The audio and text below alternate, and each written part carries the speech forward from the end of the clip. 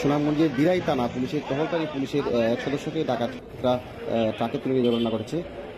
পরে পুলিশ অন্য সদস্যরা ট্রাকের পিছু নিয়ে ডাকাত দাওয়া করে শান্তিগঞ্জ থেকে ট্রাক সহ 2 ডাকাত সদস্যকে আটক করেছে।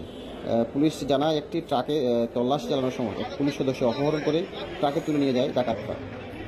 জেলার মদনপুর দিরাই রাস্তার দিরাই থানার শরীফপুর এলাকায় গভীর রাতে একটি মালবাহী ট্রাক দাঁড়িয়ে থাকতে দেখে দিরাই থানার টহল পুলিশ সন্দেহ হলে ওই পুলিশ ট্রাকটিকে আটকায় এবং অবৈধ পণ্য আছে কিনা যাচাই করতে মামুন নামে ওই যে পুলিশ সদস্য ট্রাকের উপরে ওঠে, সাথে সাথে পুলিশকে নিয়ে ট্রাক চলতে শুরু করে।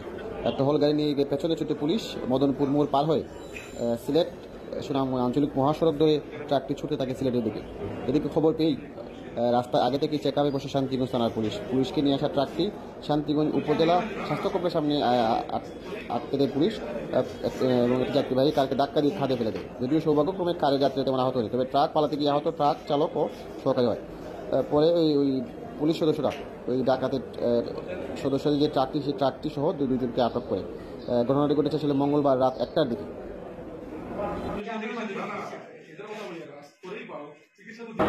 শান্তিগঞ্জ থানার পুলিশ জানান দিরাই থানার মামুন নামের কনস্টেবলকে ডাকাতরা পালিয়ে যেতে চেষ্টা করেছিল, তবে তাকে শান্তিগঞ্জে আটক করা হয়েছে এবং ওই 2 ডাকাত সদস্যকে আটক করা হয়েছে।